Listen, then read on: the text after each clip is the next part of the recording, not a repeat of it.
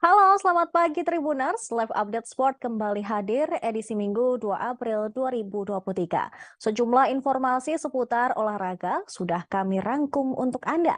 Bersama saya, Saradita, inilah Live Update selengkapnya.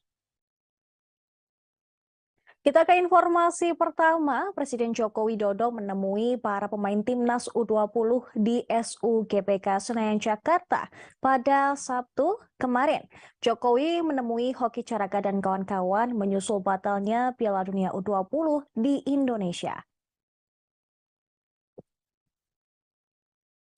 Setibanya di SUGBK pukul 15.30 waktu Indonesia Barat, Jokowi yang mengenakan jaket merah terlihat berbincang-bincang dengan Ketua Umum PSSI Erick Thohir, Wakil Ketua Umum PSSI Zainuddin Amali, dan Kapolri Listio Sigit sambil berjalan ke arah lapangan. Usai berbincang-bincang, Jokowi langsung disambut pelatih Sintayong ditemani sang penerjemah JJ dan anggota Exco PSSI Sumarji. Dalam pertemuan dengan Sintayong, Jokowi terlihat cukup lama berbincang dengan pelatih asal Korea Selatan tersebut. Selain itu, Sintayong meniup peluit para pemain timnas U20 yang tadinya masih berlatih di lapangan langsung berhenti dan membuat lingkaran. Dalam momen ini, Jokowi menyalami para pemain dan tim pelatih timnas U20. Setelah itu, terlihat orang nomor wahid di Indonesia tersebut memberikan wejangan kepada para pemain timnas U20 dan diakhiri dengan foto bersama.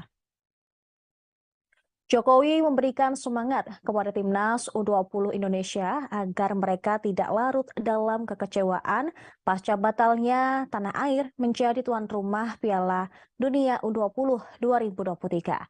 Presiden juga mengatakan para pemain masih memiliki kesempatan bermain di berbagai ajang. Salah satunya adalah SEA Games, AFF, dan Olimpiade 2024. Dalam kesempatan ini, Jokowi juga mengungkapkan keinginan para pemain yang ingin menjadi anggota TNI, Polri, maupun pegawai negeri sipil. Setelah menemui para pemain, Jokowi langsung mengungkapkan apa saja yang disampaikan oleh pelatih asal Korea Selatan tersebut. Juru taktik berusia 52 tahun itu menyampaikan perkembangan Hoki Caraka dan kawan-kawan. Meski demikian, mantan wali kota Solo itu mengatakan Sintayong juga mengungkapkan bahwa perbaikan mendasar pemain terus meningkat. Bahkan, Jokowi juga menyebut Sintayong menjamin para pemain semakin baik. Muhammad Ferrari dan kawan-kawan bahkan dinilai sudah sangat siap untuk menghadapi sebuah turnamen. Hal ini karena para pemain juga sudah menjalani pemusatan latihan jangka panjang. Usai menemui para pemain timnas U20, Presiden Jokowi giliran menghampiri para pemain timnas U22 yang juga berlatih di sisi utara lapangan. Timnas U22 di bawah asuhan Indra Syafri dipersiapkan tampil pada SEA Games Kamboja yang bergulir pada 5 hingga 17 Mei mendatang. Hadir di Gelora Bung Karno untuk memberikan semangat kepada tim U20 untuk agar mereka tidak larut terus dalam kekecewaan dan kesedihan. Dan tadi saya sampaikan bahwa ke depan kita ingin memiliki tim yang dibangun sejak awal secara terus-menerus berkepanjangan sehingga kita bisa mendapatkan sebuah tim nasional yang betul-betul siap. Karena kayak U20 ini karena masih muda, masih memiliki banyak kesempatan. Bisa nanti main di SEA Games, bisa main di Asian Games, masih bisa main di AFF, masih bisa main di Olimpiade 24. Saya kira kesempatan itu masih panjang, sehingga tadi saya sampaikan pada mereka jangan patah semangat. Ya, itu. Presiden Jokowi juga membeberkan alasan FIFA membatalkan Indonesia sebagai tuan rumah Piala Dunia U20 2023. Menurut Jokowi, salah satu alasan FIFA menghapus Indonesia menjadi tuan rumah karena ingin melihat adanya perubahan sepak bola di Indonesia. Jokowi langsung memerintahkan Ketua Umum PSSI Erick Thohir untuk membuat blueprint transformasi sepak bola Indonesia. Hal itu ia sampaikan usai menemui para pemain timnas U20 di SUGPK Senayan Jakarta pada Sabtu kemarin.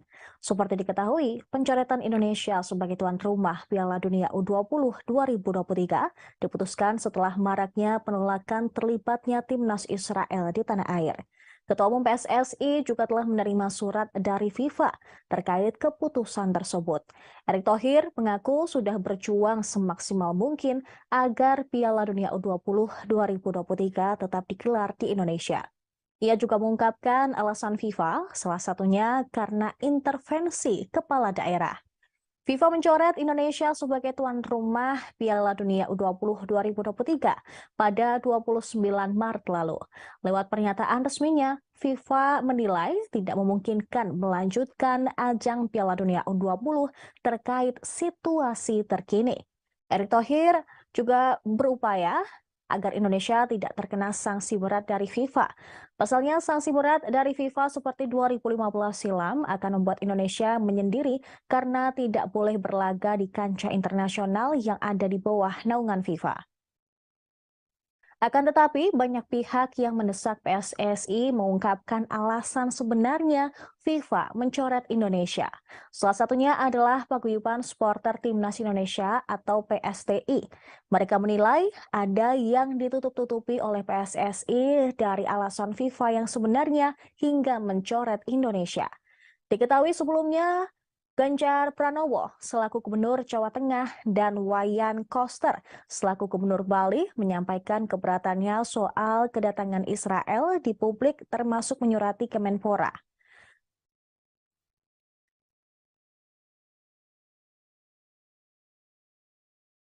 Kemarin saya menerima surat dari Presiden FIFA, Gianni Infantino, dan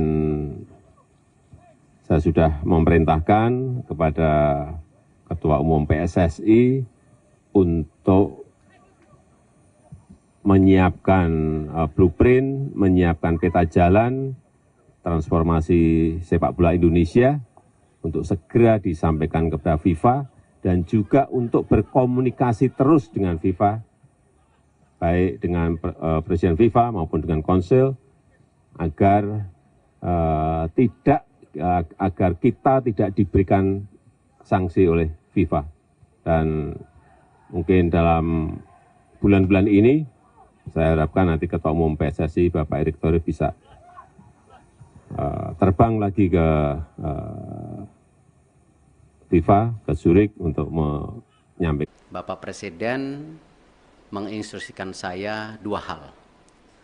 Satu, segera membuat peta biru transformasi sepak bola Indonesia yang seperti Bapak Presiden sudah sampaikan pada saat waktu itu ketika saya baru saja menjadi Ketua PSSI bersama para exco yang hadir. Bapak Presiden menekankan ini harus segera selesai dan harus segera disampaikan kepada FIFA. Yang kedua, Bapak Presiden juga menginstruksikan langsung kepada saya untuk segera kembali membuka pembicaraan bersama FIFA. Skuad Timnas U20 Indonesia dipastikan bubar usai Piala Dunia U20 2023 batal digelar di Indonesia. Pelatih Timnas Indonesia Sintayong juga kemungkinan akan kembali ke Korea Selatan. Sintayong mengatakan skuad Timnas Indonesia U20 segera dibubarkan usai Piala Dunia U20 batal digelar di Indonesia.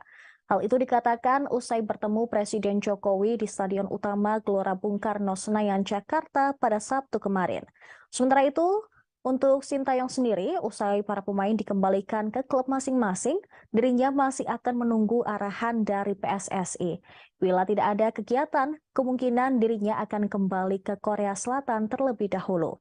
Pasalnya, untuk tak ada persiapan khusus bagi Timnas Indonesia Senior, sementara Timnas Indonesia U22 yang akan berlaga di SEA Games 2023 sudah ditangani oleh Indra Syafri. Pelatih asal Korea Selatan itu menyatakan dirinya tetap akan menangani skuad Garuda hingga akhir kontraknya. Diketahui Sintayong yang awal menangani Timnas Indonesia pada 2019 lalu, kontraknya akan berakhir pada Desember 2023 ini.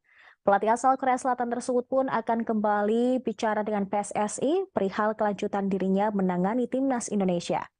Pasalnya pada Januari 2024, Timnas Indonesia akan berlaga pada Piala Asia. Selain membahas nasibnya di Indonesia, dalam kesempatan tersebut, Sintayong juga turut menjelaskan soal kelanjutan 3 pemain naturalisasi. 3 calon pemain naturalisasi yang prosesnya masih berjalan, yakni Justin Hubner, Rafael Struijk, dan Ivar Jenner. Ketiga pemain tersebut tadinya dibutuhkan untuk memperkuat Timnas Indonesia U20 di ajang Piala Dunia U20. Meski Piala Dunia U20 batal diadakan di Indonesia, Sintayong tetap berharap ketiga pemain tersebut tetap jadi warga negara Indonesia agar bisa memperkuat Timnas senior. Batalnya status Indonesia sebagai tuan rumah Piala Dunia U20 2023 tak pelak juga memukul perasaan Sintayong sebagai pelatih kepala Timnas. Sintayong sempat mengurung diri di kamar usai mendengar kabar tersebut. Padahal dirinya sudah mempersiapkan Timnas U20 Indonesia selama 3 tahun 6 bulan untuk Piala Dunia U20.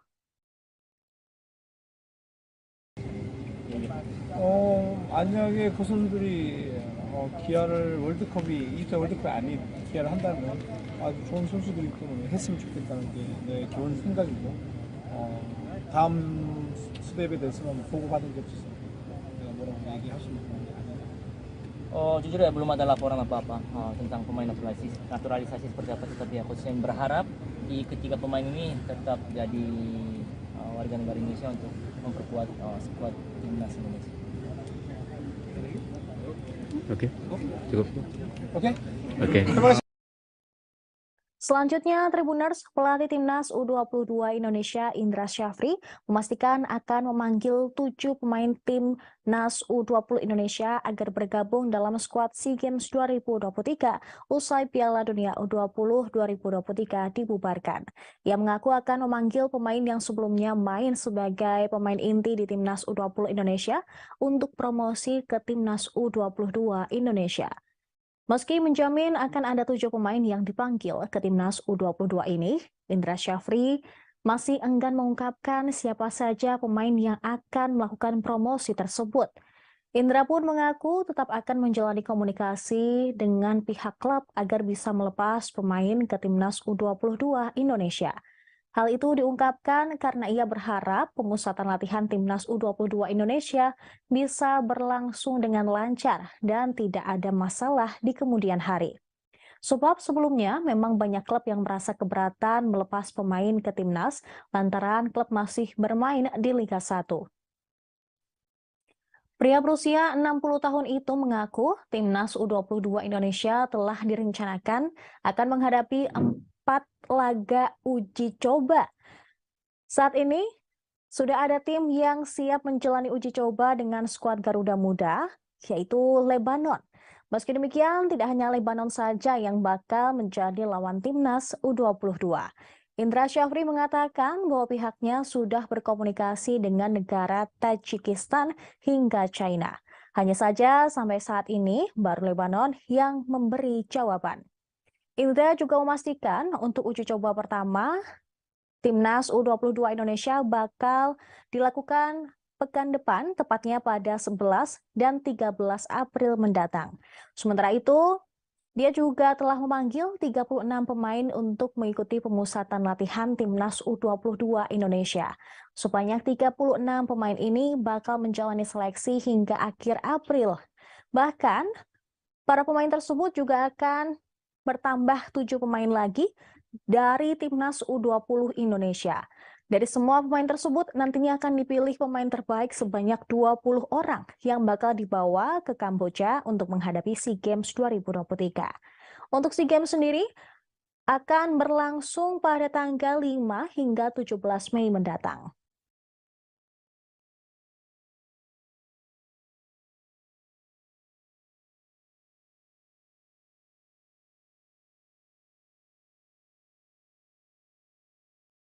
Nah, kali ini ada informasi dari Liga Inggris.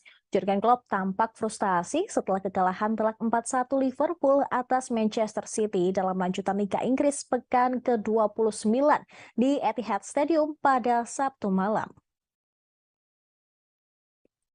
Pelatih asal Jerman menerangkan timnya bermain sangat pasif dan memberikan ruang Man City untuk menyerang terlalu dalam. Setelah gol pembuka dari Mohamed Salah, justru Kevin De Bruyne dan kawan-kawan sukses membalik keadaan dan bahkan pesta gol di hadapan penggemarnya. 4 gol balasan Man City dicetak oleh Julian Alvarez, Kevin De Bruyne, Ike Gundogan, dan juga Jack Grealish. Meski tanpa mesin gol, mereka telah menunjukkan tajinya sebagai juara bertahan Liga Inggris.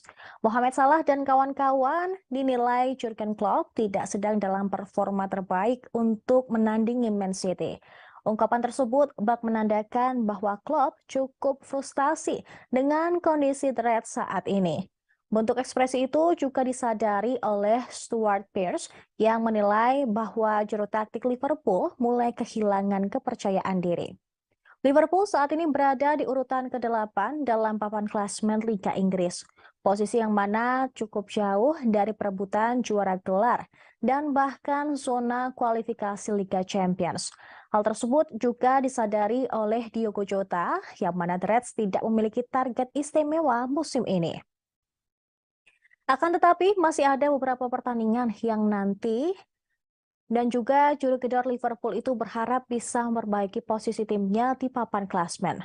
Setelah pertandingan pada Sabtu malam, Man City memperoleh total 64 poin dan menduduki posisi kedua klasmen. Mereka terpaut 8 poin dari Arsenal yang singgah di puncak dengan total 72 poin. Sementara itu Liverpool berada di urutan ke-8 setelah kalah dari Man City. Mereka hanya mengoleksi 42 poin. Kesuksesan Manchester City membungkam Liverpool di kandang berhasil memanaskan perebutan gelar Liga Inggris. Terlebih kini Arsenal yang juga pesaing utamanya berhasil mengemas 3 poin setelah mengalahkan Leeds United.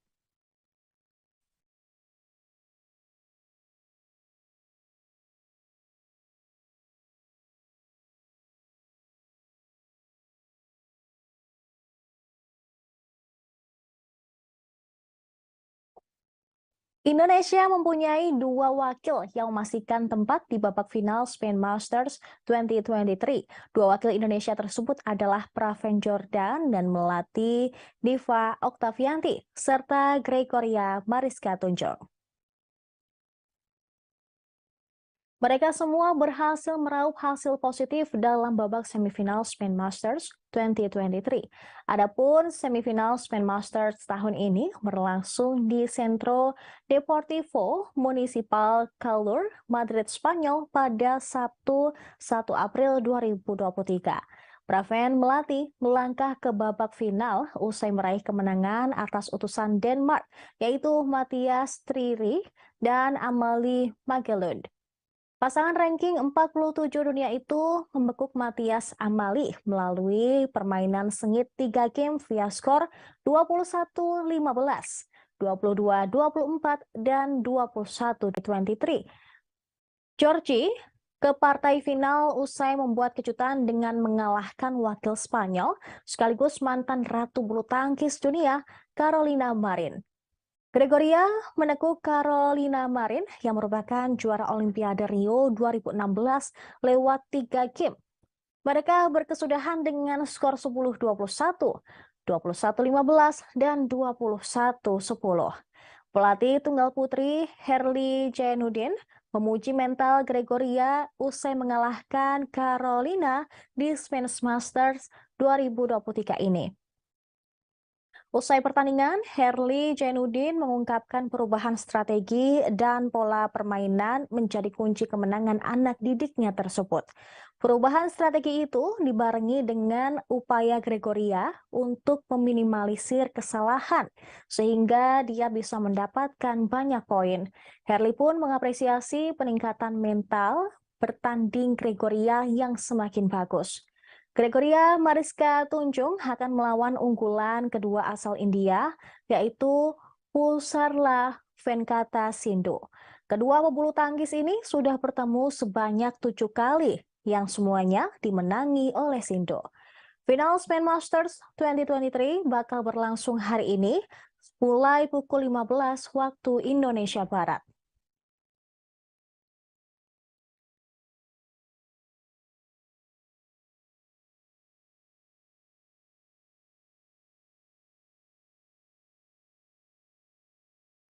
Informasi tadi sekaligus menutup perjumpaan kita di live update sport pemirsa. Namun setelah jeda berikut ini, saya masih akan menemani Anda dalam program live update mancanegara.